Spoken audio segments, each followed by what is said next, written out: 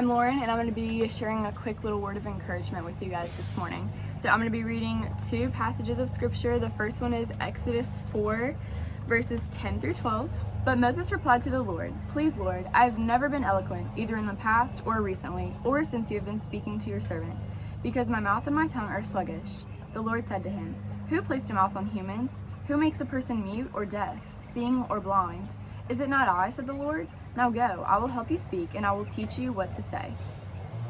And then the second is in 2 Corinthians chapter 10, verses 3 through 5. "For although we live in the flesh, we do not wage war according to the flesh, since the weapons of our warfare are not of the flesh, but are powerful through God for the demolition of strongholds. We demolish arguments and every proud thing that is raised up against the knowledge of God, and we take every thought captive to obey Christ." So something that I just wanted to share with you guys that I've been kind of struggling with these past couple of weeks is like the negative thoughts that I've had in my head.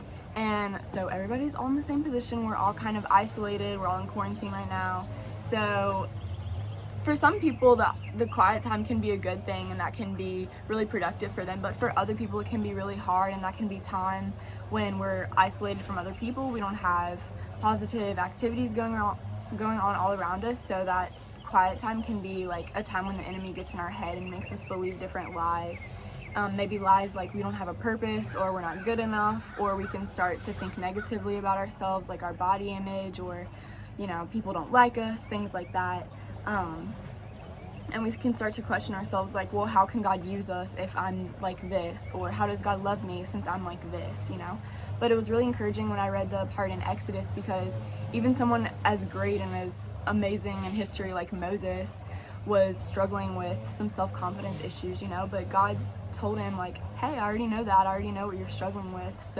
But I still love you and I still want to use you." And God still used Moses despite his insecurities and the things that he struggled with. And in Corinthians, when it said we take captive every thought to obey Christ, that was encouraging too, because it's like, okay, we have these negative thoughts, we can have these lies that are in our head, but if we really know God and we know who his character is, then we need to take those thoughts and recognize those as being lies and put them to the side.